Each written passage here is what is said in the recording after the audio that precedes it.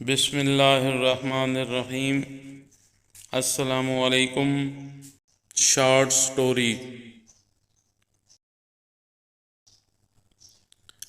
تندور یا تندوری۔ ایک زمانہ تھا کہ ہر گھر میں ایک تندور ہوا کرتا تھا جس میں گھر کے افراد کے حساب سے روٹیاں پکائی جاتی تھیں۔ چکی کے آٹے کی الگ ہی مٹھاس ہوتی، لوگوں میں بھی اتفاق ہوا کرتا تھا۔ پڑوسی گھرانے بھی ایک ہی تندور سے مستفید ہوتے۔ صبح کے وقت ان روٹیوں کو دیسی گھی یا مکھن سے چوپڑا جاتا۔ کبھی کبھار روٹی کی اوپری پرت میں انگلی سے سوراخ کر کے اس میں دیسی گھی یا مکھن ڈال کر روٹی کو 2 بار طے کر دیا جاتا۔ اس سارے عمل کو چونکا لگانا کہتے تھے، جو بہت ذائقے والا ہوتا۔ کئی دفعہ سادی روٹی کو گرم گھی میں مسل کر چوری بنا لی جاتی۔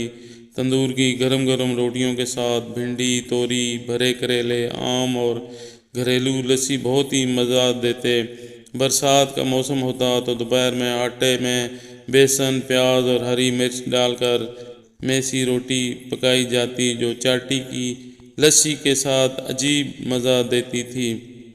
بعض اوقات آٹے میں گڑ ڈال کر میٹھی روٹیاں پکانے اور کھانے کا شوق پورا کر لیا جاتا۔ گھر کی چکیر کبھی بھی روٹیوں سے خالی نہ ہوتی۔ اماں کہتی تھیں، پتر بھرے گھر کی چکیر کبھی خالی نہیں ہونی چاہیے، نہ جانے کب اور کس وقت کوئی بھوکا آ جائے، روٹی ہو تو سالن مل ہی جاتا ہے۔ ملازم بڑا ہی تابعدار تھا۔ مالک نے خوش ہو کے اس کی 5,000 تنخواہ بڑھا دی۔ تابعداری میں فرق نہیں آیا، لیکن وہ بہت زیادہ مشکور بھی نہیں ہوا۔ مالک کو بڑا غصہ آیا کہ میں نے اس کی تنخواہ بڑھائی، لیکن یہ ہے کہ اچھے سے شکریہ بھی ادا نہیں کیا۔ اس نے اگلے ماہ تنخواہ 5,000 کم کر دی۔ ملازم کی تابعداری اب بھی وہی رہی، کوئی شکایت نہیں کی۔ مالک نے اسے بلوا بھیجا اور کہا، بڑے عجیب انسان ہو، میں نے تمہاری تنخواہ 5,000 بڑھائی، پھر کم کر دی، تم جوں کہ توں رہے، یہ سب کیا ہے؟ ملازم بولا، اوہ، آپ نے خود کو رازق سمجھ لیا تھا۔ میرے ہاں بیٹا پیدا ہوا تو اس سے اگلے دن آپ نے تنخواہ 5,000 بڑھا دی۔ میں سمجھ گیا کہ جس خالق نے بچہ دیا اس نے رزق کا انتظام بھی ساتھ ہی کر دیا، سو اسی کا شکریہ ادا کیا۔ پھر جس دن آپ نے تنخواہ کم کر دی اس دن میری والدہ وفات پا گئیں۔ میں نے جان لیا کہ وہ اپنا رزق اپنے ساتھ لے گئیں، سو تب بھی اللہ کا شکر ادا کر کے مطمئن رہا۔ پھر بولا، صاحب، یہ روزی روٹی کے فیصلے کہیں اور ہی ہوتے ہیں، ہم تو بس مورے ہیں جنہیں آگے پیچھے کر کے اسباب پیدا کیا جاتے ہیں۔ ایک 9 سال کا بچہ مسجد کے کونے میں اپنی چھوٹی بہن کے ساتھ بیٹھا ہاتھ اٹھا کر اللہ پاک سے نہ جانے کیا مانگ رہا تھا۔ کپڑوں میں پیوند لگے تھے مگر نہایت صاف ستھرے تھے۔ اس کے ننھے ننھے سے گال آنسوؤں سے بھیگ چکے تھے۔ بہت سے لوگ اس کی طرف متوجہ تھے اور وہ بالکل بے خبر اللہ پاک سے باتوں میں لگا ہوا تھا۔ جیسے ہی وہ اٹھا، ایک اجنبی نے بڑھ کر اس کا ننھا سا ہاتھ پکڑا اور پوچھا، اللہ پاک سے کیا مانگ رہے تھے؟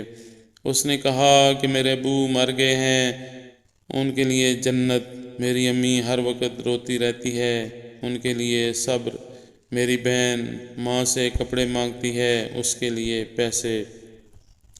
اجنبی نے سوال کیا، کیا آپ سکول جاتے ہو؟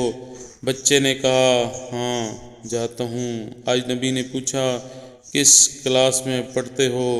نہیں انکل، میں پڑھنے نہیں جاتا، ماں چنے بنا دیتی ہے نا۔ وہ اسکول کے بچوں کو بیچنے کے لیے جاتا ہوں، بہت سارے بچے مجھ سے چنے خریدتے ہیں، ہمارا یہی کام دھندا ہے۔ بچے کا ایک ایک لفظ میری روح میں اتر رہا تھا۔ تمہارا کوئی رشتہ دار نہیں ہے؟ اجنبی نے نہ جاتے ہوئے بھی بچے سے پوچھ ہی لیا۔ امی کہتی ہیں، غریب کا کوئی رشتہ دار نہیں ہوتا۔ امی کبھی جھوٹ نہیں بولتی، لیکن انکل جب ہم کھانا کھا رہے ہوتے ہیں اور میں کہتا ہوں امی آپ بھی کھانا کھاؤ تو وہ کہتی ہیں میں نے کھا لیا ہے، اس وقت لگتا ہے کہ وہ جھوٹ بول رہی ہیں۔ بیٹا اگر گھر کا خرچ مل جائے تو تم پڑھو گے؟ بچے نے کہا بالکل بھی نہیں، کیونکہ تعلیم حاصل کرنے والے غریبوں سے نفرت کرتے ہیں۔ ہمیں کسی پڑھے ہوئے نے کبھی نہیں پوچھا، بس پاس سے گزر جاتے ہیں۔ اجنبی حیران بھی تھا اور پریشان بھی۔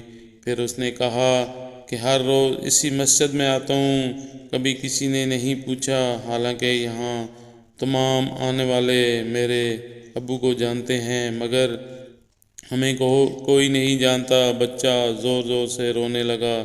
انکل جب کسی کا باپ مر جاتا ہے تو سب اجنبی کیوں بن جاتے ہیں؟ میرے پاس بچوں کے سوالوں کا کوئی جواب نہیں تھا۔